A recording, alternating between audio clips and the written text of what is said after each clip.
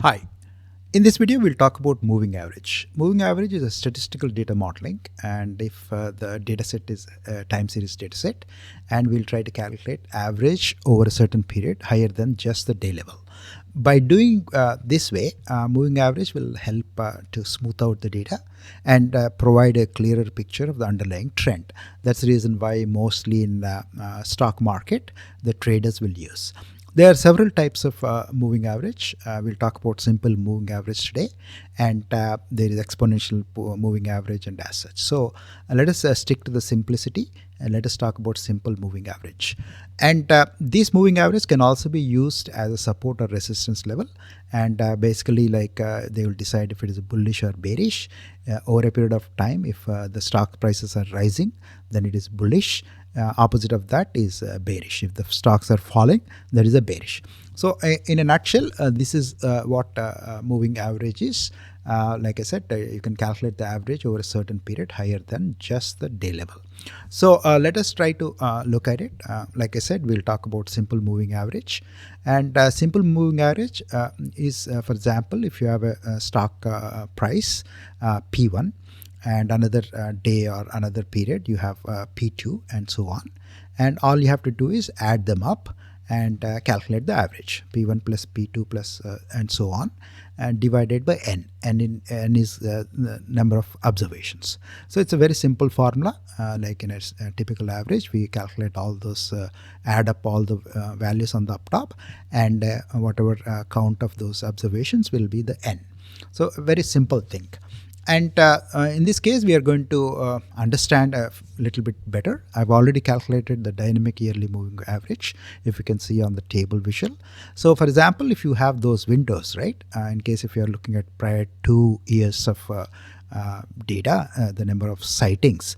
So if you see 50, 51, 1950, 51 and 1954, 55 and as such, those are the number of years.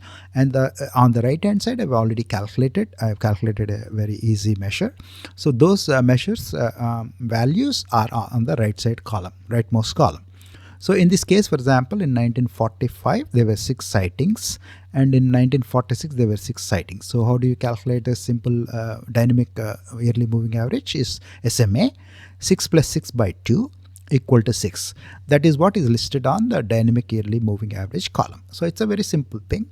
So let us try to look at. And again, we are calling this dynamic because we are going to use the slicer up top, so that the user will select, make selections based on the range which you gave them. In this case, I gave the range of 10, and we have used the same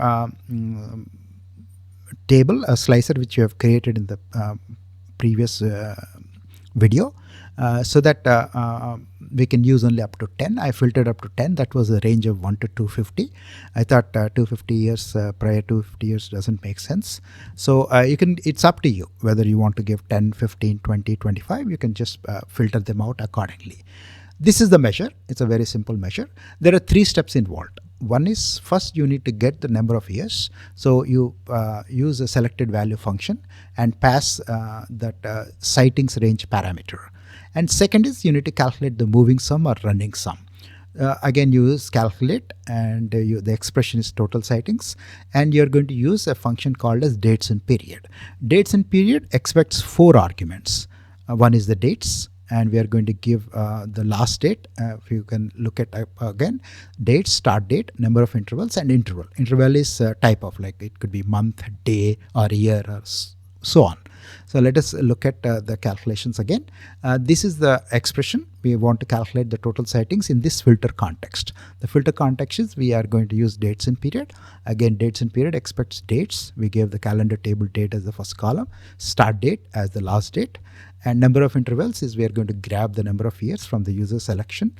Negative is you're going to look at the prior. If it is positive, it is for future. So we'll use negative there, and we'll use the interval as the year. So it's a very simple thing to understand. You can pause the video and look at the calculation.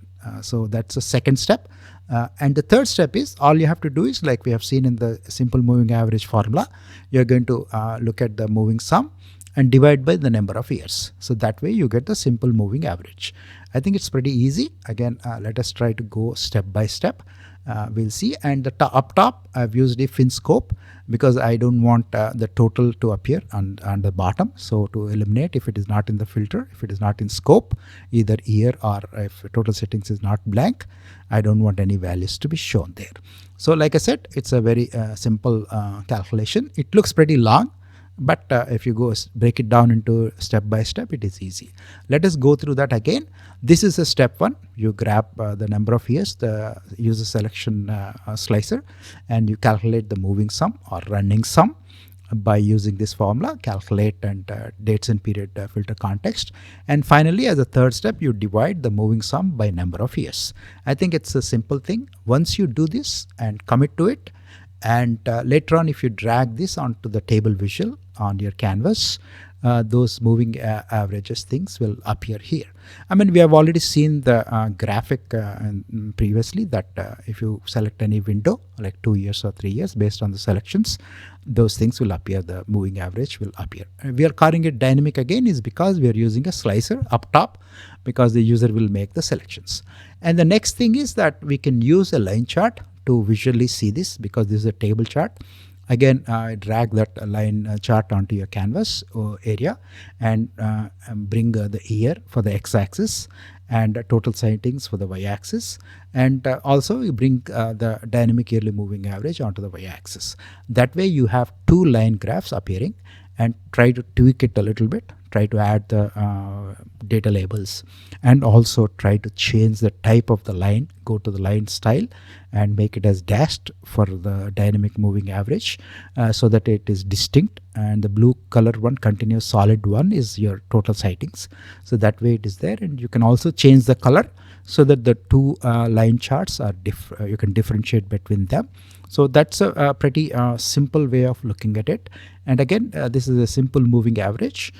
And you can just look at any kind of window. You can based on the selections prior 2 years, 3 years, 4 years, or whatever, you can look at it and you can see that the table visual and also the line chart varies based on the user selections. Like we can see here, for example, you can change the data labels again. Like I said, you can change the data labels for the line chart so that those data labels are visible. And you can change the legend position. It is in the center. So all those things you can tweak. Like I said, again, you can click on any of those slicer values. If you make those selections, both the visuals will change. So in a nutshell, it's a very simple explanation. You can please look it up about moving average. There are a lot of articles on the internet, and try to understand the concept. But we just wanted to make sure that this is kind of an intro for moving average so that you'll understand. And it's easy. If it is a financial company where you're working, and if they want you to calculate moving average, this is the way to go. There are several methods, but I thought this is one of the simpler way to calculate, so that you have any kind of task which is given to you. For example, they want you to calculate moving average. You can go ahead and calculate it, and you can improve upon this visual too. There are a lot of methods you can improve. So for now, let us try to pause this video, and thanks for watching. See you in the next video.